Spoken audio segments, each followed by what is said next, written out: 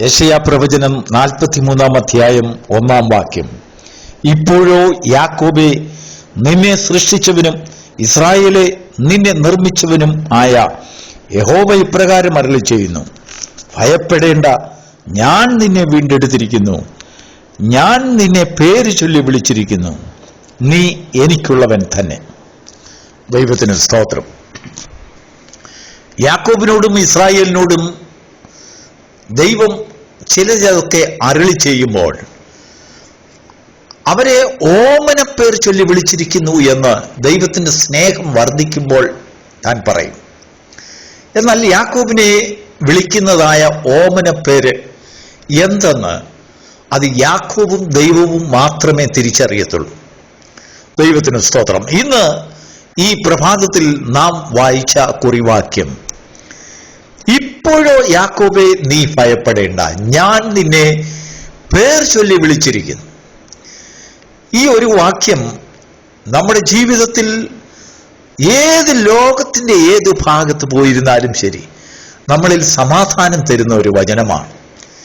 നമ്മളിൽ ശാന്തിയും ആശ്വാസവും തരുന്നു. ഏത് ദുഃഖവും നമ്മൾ മറന്നു പോകും. കാരണം ദൈവം നമ്മെ പേർ ചൊല്ലി വിളിച്ചിരിക്കുന്നു എന്നുള്ളതായ അറിവ് നമ്മുടെ ഹൃദയത്തിൽ നാം സ്ഥാപിച്ചെടുക്കുമ്പോൾ അത് നമ്മളിൽ ഒരു വ്യത്യസ്തമായ അനുഭവത്തെ കൊണ്ടുവരുന്നു. ദൈവത്തിന് സ്തോത്രം. എങ്ങനെയാണ് ദൈവം പേർ ചൊല്ലി വിളിക്കുക എന്ന് പറഞ്ഞാൽ, ഈ വചനം വായിക്കുമ്പോൾ സാധാരണ നമ്മൾ ഈ വചനം സ്ഥിരമായി സാധാരണ വായിക്കാറുണ്ട്. നമുക്ക് സങ്കടം വരുമ്പോൾ, സമാധാനമില്ലാത്തപ്പോൾ, ആരുമില്ല എന്ന് തോന്നലൊക്കെ ഉണ്ടാകുമ്പോൾ നമ്മൾ തീർച്ചയായിട്ടും യെശയ്യാ പ്രവചനം 43 അധ്യായം വായിക്കാത്ത ഭക്തന്മാരില്ല. അവരുടെ ജീവിതത്തിൽ വലിയൊരു സമാധാനം കൊണ്ടുവരുന്ന വചനമാണ്. ദൈവത്തിന് സ്തോത്രം. എന്നാൽ ഈ പേര് ചൊല്ലി വിളിച്ചിരിക്കുന്നു എന്ന് ദൈവം പറയുമ്പോൾ നാം എന്ത് മനസ്സിലാക്കുന്നു? നമ്മുടെ മാതാപിതാക്കൾ നമുക്കിട്ട പേർ ദൈവം വിളിച്ച് നമ്മെ വീണ്ടെടുത്തിരിക്കുന്നു എന്നാണോ? ഒരു പക്ഷെങ്കിൽ നമ്മൾ അങ്ങനെ ചിന്തിച്ചേക്കാം. എന്നാൽ ദൈവം നമ്മോട് സംസാരിക്കുമ്പോൾ ദൈവത്തിന്റെ ഭാഷ നമ്മുടെ ചെവിയിൽ മുഴങ്ങുമ്പോൾ, ദൈവത്തിന്റെ കരുതലിന്റെ ശബ്ദം മുഴങ്ങുമ്പോൾ അത് നമ്മുടെ ജീവിതത്തിൽ ഒരു വ്യതിയാനം കൊണ്ടുവരും. അതിശയകരമായ ഒരു ശബ്ദം നാം കേട്ടതുപോലെ. അങ്ങനെയാണ് മറിയയോട് ദൈവത്തിന്റെ ദൂതൻ സംസാരിച്ചപ്പോൾ, കൃപ ലഭിച്ചവളെ നിനക്ക് വന്ദനം എന്ന് പറഞ്ഞപ്പോൾ അവള് തന്നെ പറയുകയാണ്, ഇതെന്തൊരു വന്ദനം! കാരണം മുമ്പെങ്ങും കേട്ടിട്ടില്ലാത്ത രീതിയിൽ ആരുടെയും നാവിൽ നിന്നും ആരുടെയും ശബ്ദത്തിൽ നിന്നും കേട്ടിട്ടില്ലാത്ത ഒരു ശബ്ദ തരംഗം അത് നമ്മുടെ ജീവിതത്തെ മുഴുവനായി നമ്മിലേക്ക് വ്യാപിച്ചു വരും. ദൈവത്തിന് സ്തോത്രം.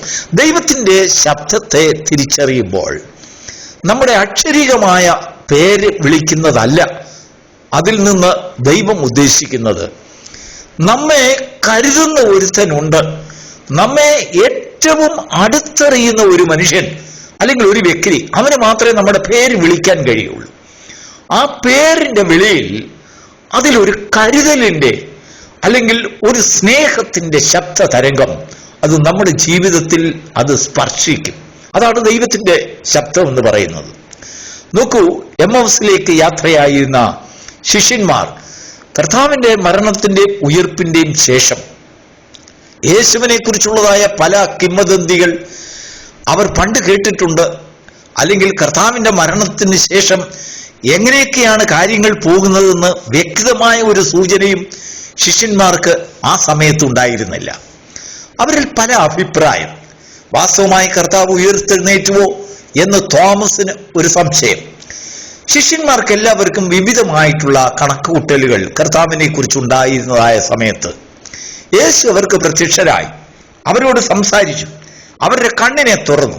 യേശുവിനെ മനസ്സിലാക്കുവാൻ തക്കവണ്ണം, അവന്റെ രൂപത്തെ മനസ്സിലാക്കുവാൻ, അവന്റെ സാന്നിധ്യത്തെ മനസ്സിലാക്കുവാൻ തക്കവണ്ണം അവരുടെ കണ്ണുകളെ തുറന്നു. നോക്കൂ, ലൂക്കോസിന്റെ സുവിശേഷം 24 അധ്യായത്തിന്റെ 31-32 വാക്യം വായിക്കുമ്പോൾ, ഉടനെ അവരുടെ കണ്ണ് തുറന്നു, അവർ അവനെ അറിഞ്ഞു, അവൻ അവർക്ക് അപ്രത്യക്ഷനായി.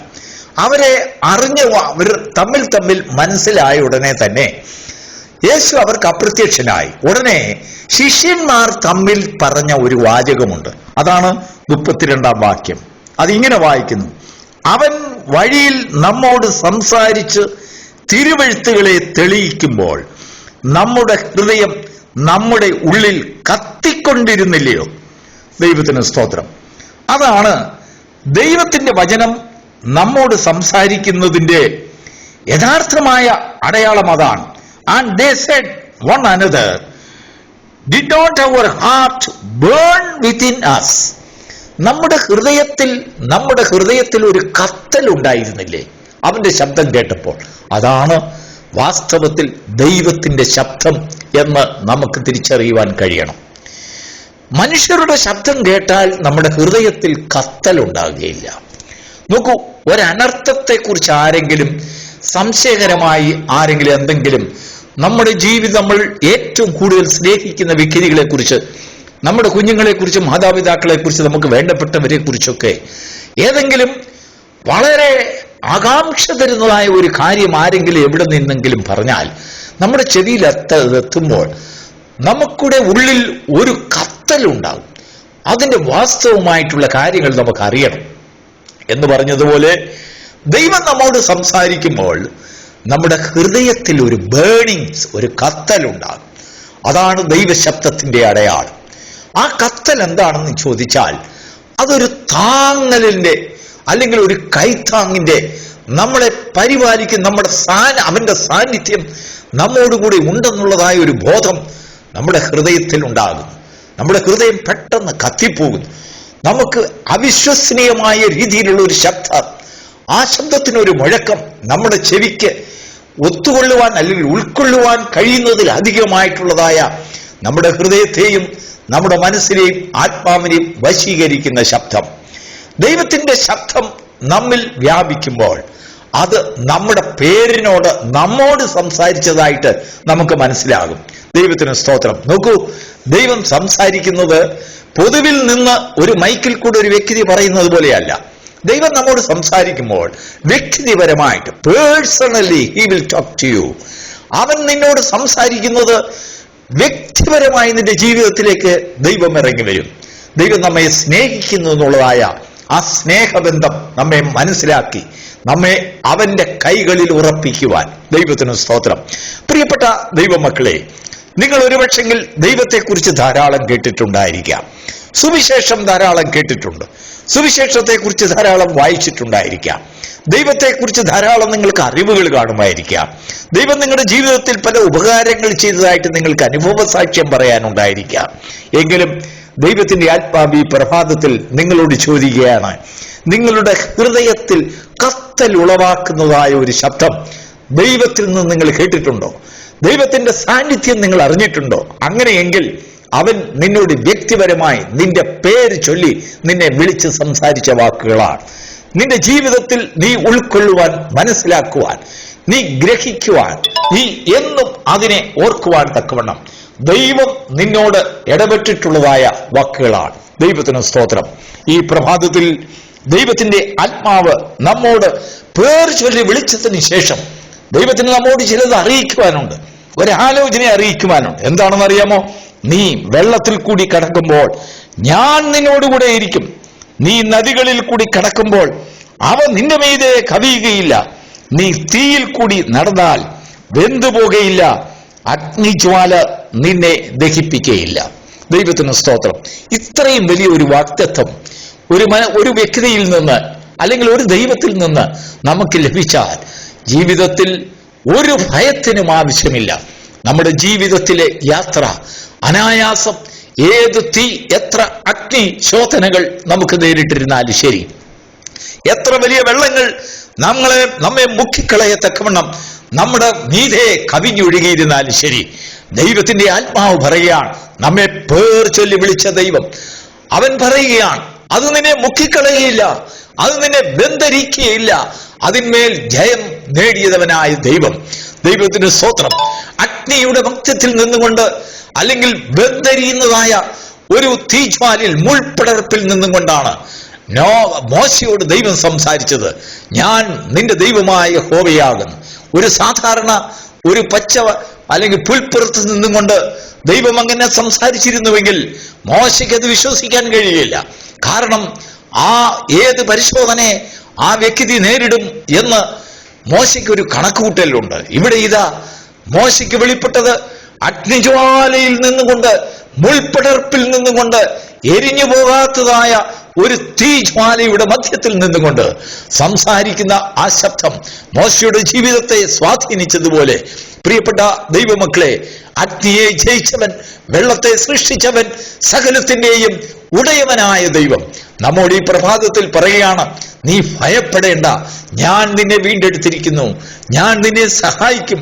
നീ വെള്ളത്തിൽ കൂടെ നടന്നിരുന്നാലും, നീ തീയിൽ കൂടെ നടന്നിരുന്നാലും ശരി, അത് നിന്നെ വെന്തരിക്കയില്ല, നിന്നെ മുക്കിക്കളയുകയില്ല, നിന്നെ നശിപ്പിക്കുകയില്ല. എന്നാൽ ഞാൻ നിന്നെ സ്നേഹിക്കുന്നു. ദൈവത്തിന്റെ ശബ്ദം തിരിച്ചറിഞ്ഞ പ്രിയപ്പെട്ട ദൈവത്തിന്റെ മക്കളെ, നീ അവനുള്ളവൻ എന്ന് നിനക്കൊരു ബോധ്യം നിനക്കുണ്ടാകണം. അവൻ നിനക്കുള്ളവൻ എന്നുള്ള ഒരു ധൈര്യം നിനക്കുണ്ടാകുമ്പോൾ ആ ദൈവത്തിന്റെ വാഗ്ദത്തങ്ങളിലേക്ക് നമുക്ക് ഇറങ്ങി വരുവാൻ, നമ്മുടെ ജീവിതത്തെ ദൈവത്തിന്റെ കരങ്ങളിൽ സമർപ്പിച്ചുകൊണ്ട് നമുക്ക് മുൻപോട്ടുള്ള ഒരു യാത്ര, അത് നമുക്ക് അനായാസം തുടരുവാൻ സാധിക്കുന്നു. അങ്ങനെ ദൈവത്തിന്റെ ശബ്ദം കേൾക്കാതെയുള്ളതായ ഒരു യാത്ര നമ്മുടെ ജീവിതത്തിൽ എപ്പോഴും അങ്കലാപ്പുകൾ കൊണ്ടുവരും. തീർച്ചയില്ലായ്മ, എവിടെ ചെന്നെത്തുമെന്നുള്ളതായ ഒരു നിശ്ചയമില്ലായ്മ. എന്നാൽ അപ്പോസ്തലനായ പൗലോസ് പറയുന്നു, ഞാൻ ആരെ വിശ്വസിച്ചു എന്ന് ഞാൻ അറിയുന്നു, അവൻ എന്റെ ഉപനിധിയാണ്. കാരണം പൗലോസിനോട് നേരിട്ട് സംസാരിക്കുന്നതായ, അവന്റെ പേർ ചൊല്ലി വിളിക്കുന്ന, ഓമനെ പേർ ചൊല്ലി വിളിക്കുന്ന ഒരു ശബ്ദം ചില വർഷങ്ങൾക്ക് മുമ്പ് പൗലോസ് കേട്ടു.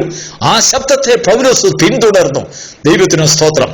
ഈ പ്രഭാതത്തിൽ ദൈവത്തിന്റെ ശബ്ദം കേട്ട് ആ ശബ്ദത്തെ തിരിച്ചറിയുന്നവരായ ദൈവത്തിന്റെ മക്കൾക്ക് അവന്റെ പുറകെ, അവനെ അനുഗമിക്കുവാൻ, അവനെ സ്നേഹിക്കുവാൻ, അവനിൽ വിശ്വസിക്കുവാൻ, അവനിൽ പ്രത്യാശിക്കുവാൻ ഈ പ്രഭാതം നിനക്ക് ആ ദൈവത്തിന്റെ ശബ്ദം നിന്നെ സഹായിക്കും. ദൈവത്തിന്റെ അരുളപ്പാടുകൾ കേൾക്കുമ്പോൾ, ദൈവത്തിൽ നിന്നുള്ളതായ വാഗ്ദത്തങ്ങൾ കേൾക്കുമ്പോൾ നിന്റെ ജീവിതത്തിൽ, നിന്റെ ഹൃദയത്തിൽ ഒരു കത്തൽ ഉളവാക്കുന്നുണ്ടെങ്കിൽ തീർച്ചയായിട്ടും അത് ദൈവത്തിന് നിന്നോട് പറയുവാനുള്ള ഒരു സന്ദേശമാണ്.